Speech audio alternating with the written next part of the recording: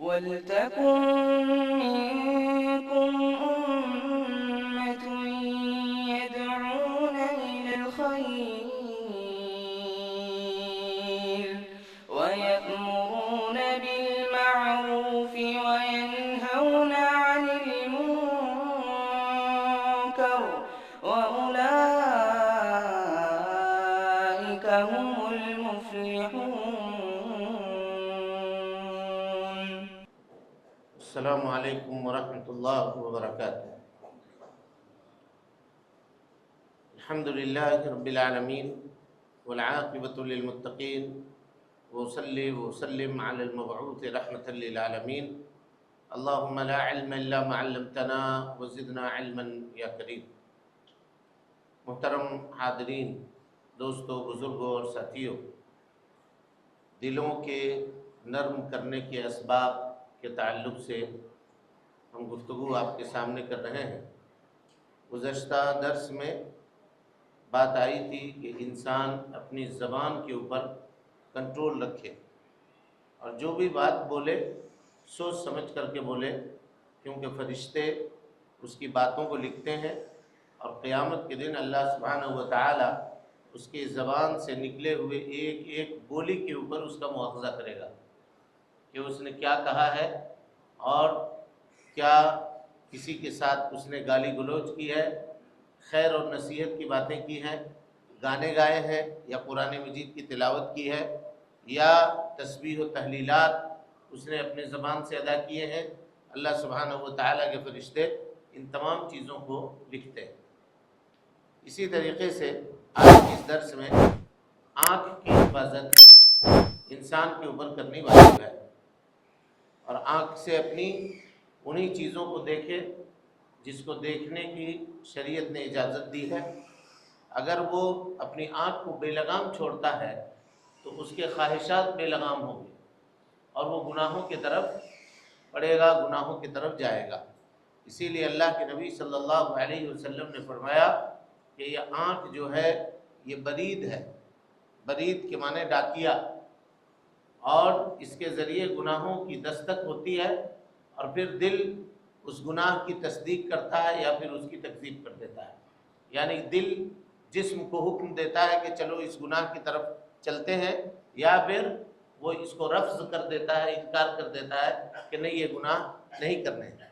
لیکن یہی اگر آدمی ارادہ کر لے مضبوط کہ ہم گناہ کریں گے اور گناہ کرنے کا موقع اس کو نہیں ملا، گناہ اس نے چھوڑ دیا، تو اللہ سبحانہ و تعالی اس کے اوپر نیکی لکھتا ہے، تو اس کے اوپر گناہ لکھتا ہے، وہ گناہ لکھ دیتا ہے۔ لیکن گناہ کرنے کا ارادہ کیا، پختہ ارادہ، اور اللہ سبحانہ و تعالیٰ کے ڈر سے اس نے گناہ کو ترک کر دیا، تو اللہ سبحانہ و تعالیٰ اس کے اوپر نیکی لکھتا ہے نا، اس کے اوپر نیکی لکھتا ہے۔ اس سلسلے میں دلیل ہے، صحیح بخاری کی روایت ہے، نبی صلی اللہ علیہ وسلم نے فرمایا اذا التقى المسلمان بسيفيهما، اگر دو مسلمان آدمی اپنے تلوار لے کر کے آپس میں ایک دوسرے سے بھڑتے ہیں، لڑتے ہیں، فالقاتل والمقتول كلاهما في النار، قتل کرنے والا اور جو قتل کیا گیا یہ دونوں کے دونوں جہنمی ہیں۔ صحابہ کرام نے پوچھا کہ اللہ کے نبی صلی اللہ علیہ وسلم، قتل کرنے والا تو جہنمی ہوگا، یہ بات سمجھ میں آتی ہے کیونکہ اس نے ناحق قتل کیا، اس کا مقتول کاہے کو جائے گا، جو قتل ہو گیا وہ کیوں جائے گا؟ تو کہا فَإِنَّهُ كَانَ حَرِيصٌ عَلَى قَتْلِ صَاحِبِهِ، اس لیے کہ وہ بھی اس کے قتل کرنے کا بھرپور ارادہ لیے ہوا تھا۔ یہ الگ بات ہے کہ اس کو موقع نہیں ملا، اس سے پہلے یہ اس کے اوپر حاوی ہو گیا اور اس نے اس کو قتل کر دیا۔ سمجھ رہے ہیں؟ تو آنکھ کی حفاظت انسان کے لیے ضروری ہے۔ آنکھ یہ اللہ سبحانہ و تعالیٰ کی بہت عظیم نعمت ہے، اگر اس کا شکریہ انسان ادا کرنا چاہے تو نہیں کر سکتا۔ لیکن آنکھوں کی عبادتیں بہت ہیں، آنکھوں کی عبادتیں بہت ہیں۔ ان میں دیکھیے کہتے ہیں کہ اللہ سبحانہ و تعالیٰ کے خوف سے رونا اور ڈرنا اور ڈر کر کے آنسو بہانا یہ عبادت ہے۔ یہ کیا ہے؟ عبادت ہے، جس کے اوپر اللہ سبحانہ و تعالیٰ اس کو اجر اور اس کو ثواب دے، اجر اور ثواب دے گا۔ اور بعض اہل علم نے لکھا کہ جہنم کی وہ آگ جس کو دنیا کی کوئی طاقت نہیں بجھا سکتی، اور دنیا کا کوئی پانی اس کو سرد اور ٹھنڈا نہیں کر سکتا ہے سوائے آنکھوں کے پانی کے۔ آنکھوں سے نکلنے والے یہ نحیف اور باریک قطروں کے اندر اتنی طاقت ہے کہ اللہ سبحانہ و تعالیٰ اس کے ذریعے سے جہنم کی آگ کو ٹھنڈا کر دیتا ہے۔ اور وہ آنکھ جو اللہ کی خشیت میں، اللہ سبحانہ و تعالیٰ کے ڈر سے چھلک پڑی ہو، روتی ہو، اللہ سبحانہ و تعالیٰ نے اس کے اوپر جہنم کی آگ کو حرام کر دیا ہے۔ اور رونے والی جو آنکھ ہے اس کی فضیلت اللہ کے نبی جناب محمد رسول اللہ صلی اللہ علیہ وسلم نے بیان کی۔ لیکن یہاں دیکھیے، ایک چیز ہے ڈر کر کے رونا، ڈرنا، اس کے لیے عربی میں لفظ آتا ہے خوف۔ کیا لفظ آتا ہے؟ خوف۔ خوف مانے ڈرنا، مجرد صرف ڈرنا، چاہے سامنے والا جیسا بھی ہو، جس طرح کا بھی ہو، ڈرنا، اس کو کیا کہتے ہیں؟ خوف۔ اور ایک کہتے ہیں ایک چیز ہے خشیت۔ کیا ہے؟ خشیت۔ خشیت کہتے ہیں سامنے والے کے طاقت اور اس کی قوت کا علم رکھتے ہوئے، ادراک کرتے ہوئے ڈرنا، یعنی وہ ڈر جس میں علم شامل ہو اس کو کہتے ہیں خشیت۔ وہ ڈر جس میں علم شامل نہیں ہو، بس ایسے ہی ہو، تو اس کو کیا کہتے ہیں؟ خوف۔ اب کہیے گا ایسے ہی کیوں ڈرے گا؟ اب مثال کے طور پہ دو چھوٹے بچے ہیں، ایک بچہ دوسرے بچے سے ڈر رہا ہے۔ کیوں ڈر رہا ہے؟ اس لیے کہ وہ اس کو مار نہیں سکتا ہے، اس لیے وہ ڈر رہا ہے۔ تو کیا کہیں گے اس کو؟ خوف کہیں گے، اس لیے کہ وہ اپنی کمزوری سے ڈر رہا ہے۔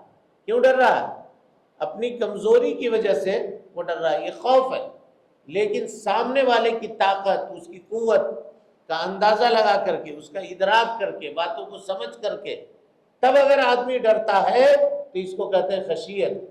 یہی وجہ ہے کہ خشیت کا ذکر اللہ سبحانہ و تعالیٰ نے علم کے ساتھ کیا ہے۔ جیسے اللہ تعالیٰ فرماتا ہے انما یخشی اللہ من عبادہ العلماء۔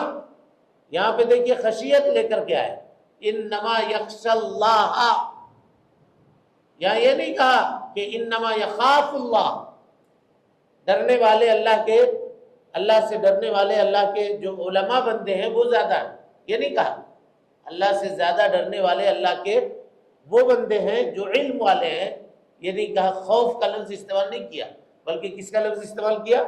خشیت کا، کیونکہ علماء کو اللہ سبحانہ و تعالیٰ کی قدرت کا کتاب و سنت کی روشنی میں، جو علم کتاب و سنت کا ان کے پاس ہوتا ہے، اس کی روشنی میں وہ اللہ تعالیٰ کی عظمت کو دوسروں کے مقابلے میں اچھی طرح سمجھتے ہیں اور اچھی طرح جانتے ہیں۔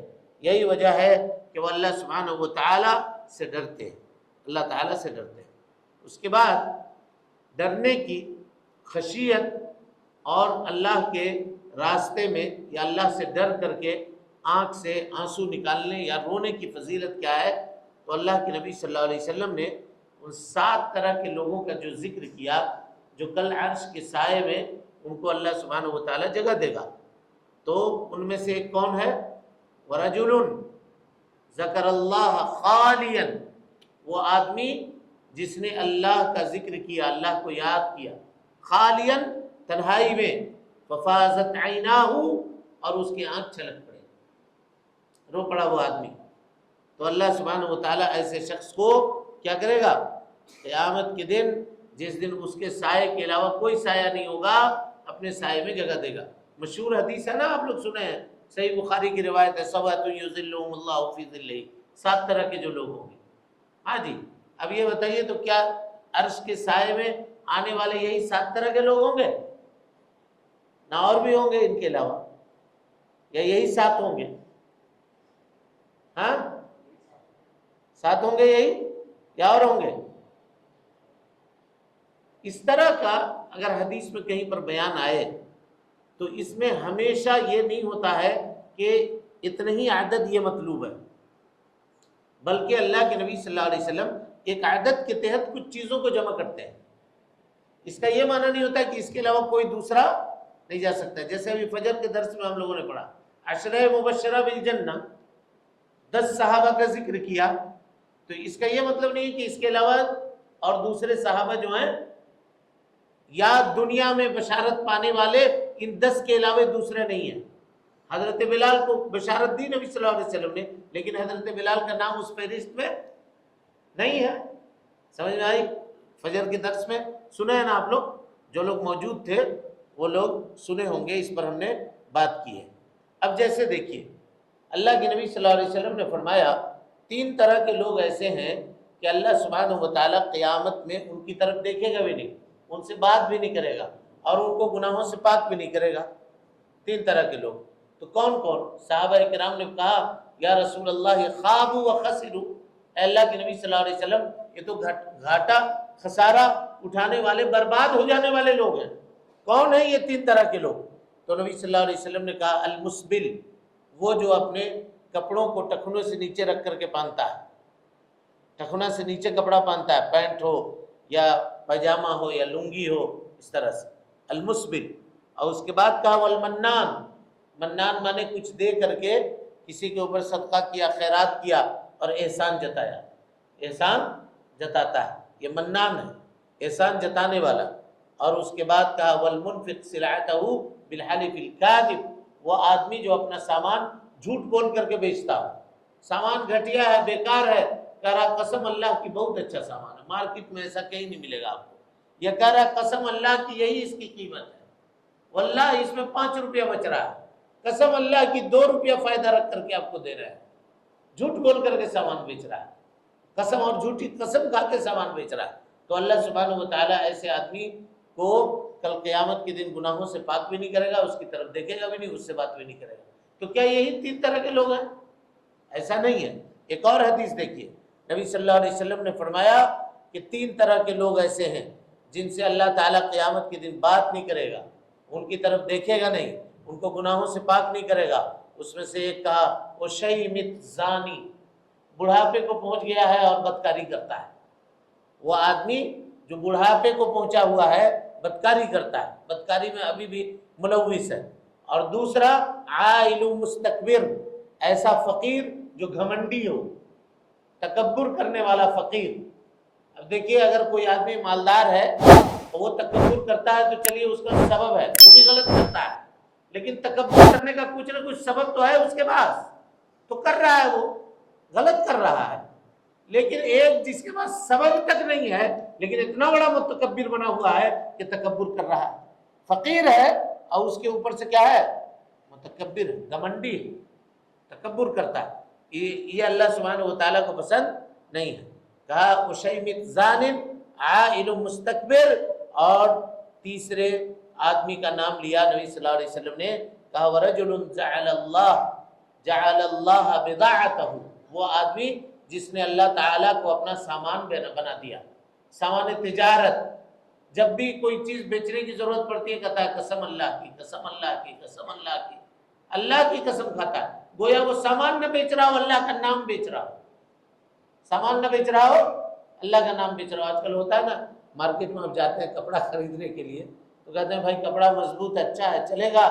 کہاں کپڑے کا گارنٹی نہیں ہے بھائی، میری گارنٹی ہے، دکان دیکھو کپڑا لے کر جاؤ، کپڑے کی گارنٹی نہیں ہے۔ تو گویا وہ اپنا ٹریڈ بیچ رہا ہے، اپنا نام بیچ رہا ہے، کپڑا نہیں بیچ رہا۔ تو یہاں وہی بات ہے، اللہ کو بیچ رہا ہے وہ، خدا کی قسم، قسم اللہ کی، فلاں فلاں فلاں، سمجھے کہ نہیں؟ اس طرح کا کر سامان دے رہا۔ تو تم سامان بیچ رہے ہو یا اللہ کی عظمت بیچ رہے ہو، یا اللہ کو بیچ رہے ہو؟ اسی وجہ سے اللہ سبحانہ و تعالیٰ اس کی طرف نہیں دیکھے گا۔ تو کہنے کا مطلب یہ ہے کہ یہ جو 7 لوگ ہیں جن کا ذکر ہوا، ان کے علاوہ بھی بہت سارے لوگ ہیں جن کو کل قیامت کے دن اللہ تعالیٰ اپنے عرش کے سائے میں جگہ دے گا۔ ان میں کون ہے؟ بولیے تو، ایک کا نام کوئی بولیے، جانتے ہیں؟ ہاں، عدل کرنے والا بادشاہ، اس کا تو نام ہے، اس میں نام ہے 7 میں۔ 7 کے علاوہ نبی صلی اللہ علیہ وسلم نے فرمایا کہ ہر صدقہ کرنے والا آدمی کل قیامت کے دن اپنے صدقے کے سائے میں ہوگا۔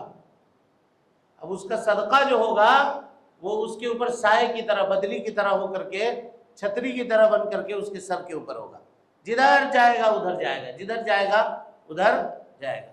شیخ ابن عثیمین رحمۃ اللہ علیہ نے اس سلسلے میں ایک واقعہ نقل کیا ہے۔ واقعہ کیا ہے؟ کہا ایک آدمی تھا بڑا بخیل اور کنجوس تھا، اور اس نے کہا کہ بھائی میرے مال میں سے، اپنے گھر والوں کو یہ وصیت کی تھی کہ میرے مال میں سے 1 روپیہ کسی غریب کو، کسی مسکین کو مت دینا، کسی کو مت دینا۔ اللہ اکبر! لیکن گھر والے نیک تھے، اس کی بات انسنی کر کے اللہ کے راستے میں دیتے تھے۔ تو کہا ایک روز خواب دیکھا کہ شیخ ابن عثیمین نے بیان کیا ہے، اب ظاہر سند مانگیے گا تو اس کی سند ہم نہیں دے سکتے۔ اس حدیث کی سبعۃ یظلھم اللہ فی ظلہ، اس کی تشریح پڑھ رہا تھا شیخ ابن عثیمین کو، تو انہوں نے اس حدیث کی شرح میں یہ بات لکھی ہے۔ تو کہا کہ کسی کو مت دینا، لیکن گھر والے نیک تھے، دیتے تھے۔ تو ایک روز خواب دیکھا کہ سخت دھوپ ہے اور ایک چھتری اس کو ملی ہوئی ہے، لیکن اس میں 3 سوراخ، چھتری ہے 3 بڑا بڑا سوراخ ہے، اور سوراخ سے دھوپ اس کو لگ رہی ہے اور تکلیف پہنچ رہی ہے اس کو۔ کہا دوسرے دن وہی خواب دیکھا اور کہا کہ وہ سوراخ بند ہے۔ سوراخ کیا ہے؟ بند ہے۔ تو اپنے اہل و عیال سے، اپنے گھر والوں سے آ کر کے بات بتایا کہ بھائی دیکھو نا، 2 دنوں سے 3 دنوں سے لگاتار یہ خواب دیکھ رہے ہیں، سخت دھوپ ہے، چھاتا لے کر کے چلتے ہیں، چھتری میں سوراخ تھا، اور جو ہے نا آج جو ہے وہ سوراخ بھی بند ہو گیا۔ تب گھر کے لوگوں نے بتایا اس کو کہ آپ نے تو دینے سے منع کیا تھا، لیکن ہم لوگ غریبوں کو، مسکینوں کو دیا کرتے تھے، اور کل جو ہے 3 کھجور دیا ہے، 3 کھجور کل دیا ہے۔ تو کل کے بعد کا جو آج کا خواب آپ نے دیکھا ہے، جو 3 سوراخ تھا چھتری کے اندر، وہ بند ہو گیا۔ تب اس کے بعد اس کی آنکھ کھلی اور اس نے کہا کہ بھائی اللہ کے راستے میں جو کچھ اللہ نے دیا ہے صدقہ و خیرات کیا کرو، اور اللہ کے راستے میں دیا کرو، مال اللہ سبحانہ و تعالیٰ کے راستے میں لٹاؤ۔ اسی لیے اللہ کے نبی صلی اللہ علیہ وسلم نے فرمایا کل امرئ فی ظل صدقتہ یوم القیامہ، ہر آدمی اپنے صدقے کے سائے میں ہوگا قیامت کے دن۔ اب یہاں ایک سوال ہے، ہم لوگ سنتے رہتے ہیں عرش کے سائے میں، عرش کے سائے میں ہوگا، تو عرش کا سایہ کیسے ہوگا یہ بھی جاننے کی ضرورت ہے۔ کیا عرش کا سایہ جیسے دنیا میں سائے کا تصور ہے اس طرح سے ہوگا؟ اور عرش کے اوپر رب العالمین ہے۔ اگر کوئی آدمی یہ کہے کہ جیسے دنیا میں سایہ ہے اس طرح کا عرش کا سایہ ہے، تو وہ اللہ تعالیٰ کے جہت علو کا مطلق طور پہ انکار کرنے والا ہوگا۔ اللہ کو مطلق علو حاصل ہے، علو مانے بلندی، اللہ سے زیادہ بلند کوئی نہیں ہے، تو اب ہمارا سایہ کیسے بنے گا بھائی؟ جب ہم سے کوئی چیز بلند ہے تب تو، یہ لائٹ اوپر ہے تب تو ہمارے سایہ ہو رہا ہے، زمین پہ پڑ رہا ہے۔ دیکھیے سورج بلند ہے ہم سے تب تو ہم لوگوں کا سایہ ہے، بلڈنگ، پہاڑ اور ان چیزوں کے سائے ہوتے ہیں، تو یہاں کون سا سایہ ہوگا؟ اللہ تعالیٰ کو علو مطلق ہے، اللہ سبحانہ و تعالیٰ سے بلند کچھ بھی نہیں، اور اللہ تعالیٰ اپنے مخلوق سے بھی جدا ہے۔ کئی مرتبہ یہ بتایا ہے، سمجھایا ہے، عرش ہے اور عرش پر اللہ مستوی ہے، ٹھیک ہے؟ تو ایسا نہیں کہ یہ کرسی پہ ہم بیٹھے ہوئے ہیں، نیچے سے کرسی کھینچ لیجیے گا تو ہم دھڑام سے گر جائیں گے۔ تو عرش کو اگر ہٹا لیا جائے نیچے سے تو کیا اللہ سبحانہ و تعالیٰ والعیاذ باللہ گر جائے گا؟ نہیں گرے گا۔ اللہ کو مخلوق کی ضرورت ہی نہیں ہے، عرش سے اللہ سبحانہ و تعالیٰ یہ لگا ہوا نہیں ہے، بلکہ عرش سے بلند ہے۔ اعلی وارتفع واستقر، یہ معنی ہوتا ہے الرحمن علی العرش استوى، علی من رفع، سعادہ بلند ہوا، علی رفع واستقر، یہ سارے معنی ہوتے ہیں۔ اللہ سبحانہ و تعالیٰ عرش کے اوپر ہے، اور عرش کا محتاج نہیں ہے وہ، عرش ایسے ہے تو اللہ سبحانہ و تعالیٰ اوپر ہے، عرش کا محتاج اللہ سبحانہ و تعالیٰ۔ یہاں سے اگر ہٹا بھی دیا جائے عرش کو تو اللہ سبحانہ و تعالیٰ کو کوئی فرق پڑنے والا نہیں ہے۔ ہم اور آپ محتاج ہوتے ہیں دوسری چیزوں کے، اللہ تعالیٰ کو کسی چیز کے وہ بے نیاز ہے، سب اس کے محتاج ہیں، وہ کسی کا محتاج نہیں ہے، ذرہ برابر کسی کا وہ محتاج نہیں ہے۔ تو کیسا سایہ ہوگا؟ تو کہتے ہیں اللہ سبحانہ و تعالیٰ اپنی تخلیق کردہ سایوں میں سے ایک سائے میں لگا دے گا۔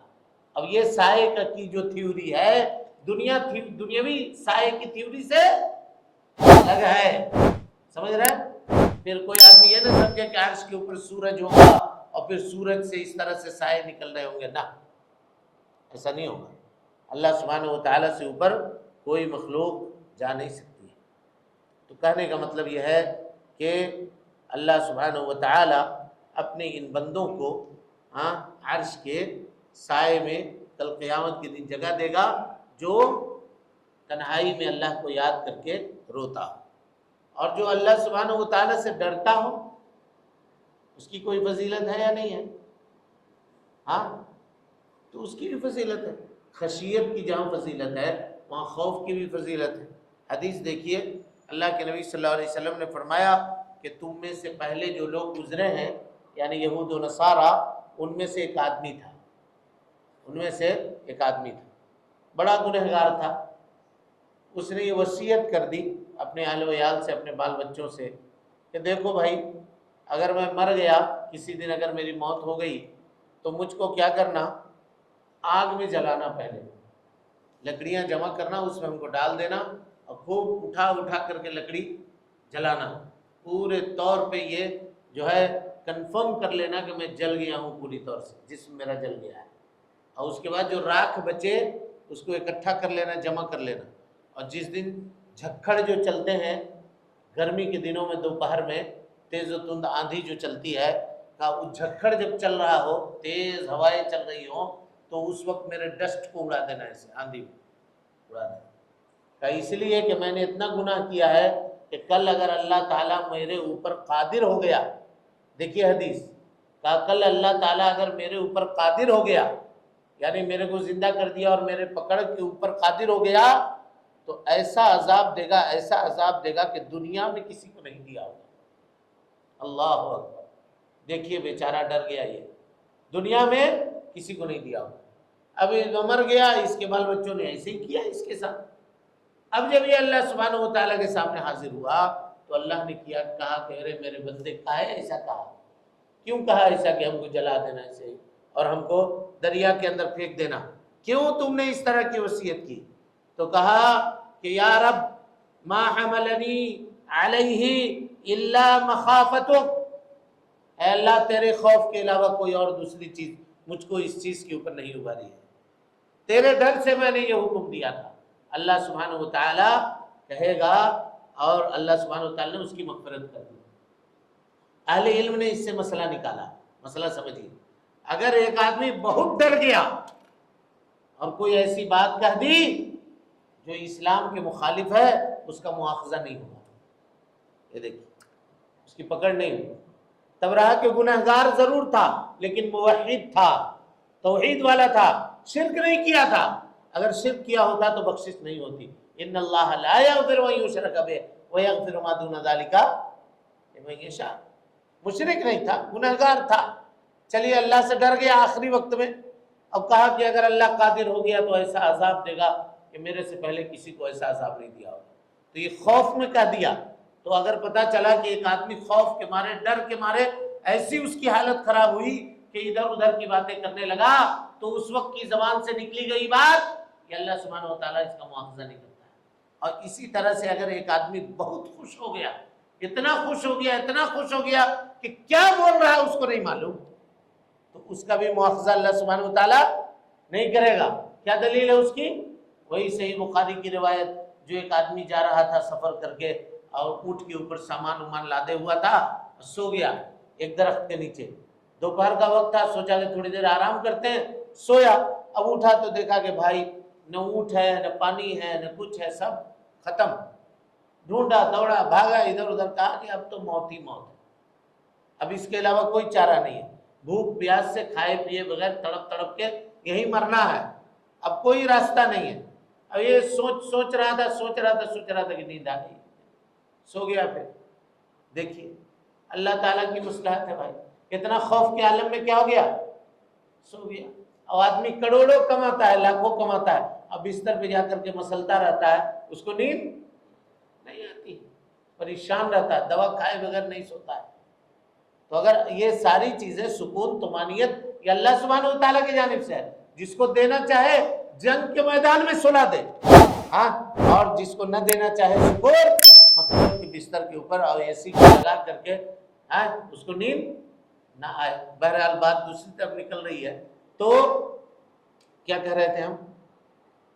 یہ سو گیا بیچارہ درخت کے نیچے، اب جب اس کی آنکھ کھلی تھوڑی دیر بعد تو دیکھا کہ ہمارا جو اونٹ ہے وہ پورا ساز و سامان کے ساتھ آ کر کے بیٹھا ہوا ہے اور سامنے کھڑا ہے۔ تو دو چار مرتبہ تو آنکھ ملا، ادھر ادھر دیکھا کہ بھائی واقعی ہے یا نہیں ہے، چھوا ہوا تو دیکھا کہ سمجھ میں آ گیا۔ اب جو اس کو جان بچنے کی امید ہوئی، ابھی جو مایوس ہو رہا تھا کہ اب بچے گے نہیں، تو اتنا خوش ہوا کہ خوشی کے جذبات سے جو ہے نا باولا ہو کر کے کہہ بیٹھا کہ اللہ تو میرا بندہ ہے، میں تیرا رب ہوں، تو میرا بندہ ہے، میں تیرا رب ہوں۔ تو خوشی سے جو باولا پگلایا تھا اور یہ بات کہا، اللہ سبحانہ و تعالیٰ نے اس کا مواخذہ نہیں کیا۔ سمجھ رہے جی؟ تو اللہ سبحانہ و تعالیٰ کے عذاب سے ڈرنا اور اللہ سبحانہ و تعالیٰ کی خشیت اپنے اندر رکھنا، میرے بھائیوں، یہ نیکیوں میں بہت بڑی نیکی ہے۔ اور جب اللہ تعالیٰ سے آدمی ڈرے گا تو وہ گناہوں سے بچے گا۔ لہذا ہمیں اللہ کا خوف اپنے دل کے اندر پیدا کرنے کی ضرورت ہے، اور یہ کوئی ایسی بات نہیں ہے کہ ایک دن میں پیدا ہو جائے، اس کے اوپر تدریب کرنی پڑے گی، محنت کرنی پڑے گی، باضابطہ اللہ کی عبادت کرنی ہوگی، اپنے آپ کو لگانا پڑے گا، تب جا کر کے اس طرح کے خوف اور اس طرح کے جذبات سینوں کے اندر پیدا ہوتے ہیں۔ رب العالمین سے دعا ہے کہ وہ ہم سب کو حسن عمل کی توفیق دے، ہم سب کی اصلاح فرمائے، نیکیوں کو شرف قبولیت سے نوازے، سیئات سے درگزر فرمائے۔ اے اللہ ہم میں سے جو لوگ بیمار ہیں انہیں شفائے کاملہ عاجلہ نصیب فرما دے۔ اے اللہ جو پریشان حال ہیں ان کی پریشانیوں کو دور فرما دے۔ اے اللہ ہم سب کی نیکیوں کو قبول فرما لے۔ اے اللہ گناہوں سے اللہ تو معاف فرما دے۔ اے اللہ ہم سب پر اپنی رحمت کی چادر عام فرما دے۔ اے اللہ جو عبادتیں رمضان المبارک میں ہم نے کی ہیں، اے اللہ ان عبادتوں کو شرف قبولیت سے نواز دے۔ اے اللہ ہمارے توبہ کو قبول فرما لے۔ اے اللہ جہاں کہیں بھی ہمارے مسلم بھائی، مومن بھائی پریشان ہیں، اے اللہ ان کی پریشانیوں کو دور فرما دے۔ اے اللہ ہم سب پر رحم فرما، جب تک زندہ رکھ، دین اسلام پہ زندہ رکھ، اور جب اٹھا ایمان پہ اٹھا۔ آمین وآخر دعوانا ان الحمدللہ رب العالمین۔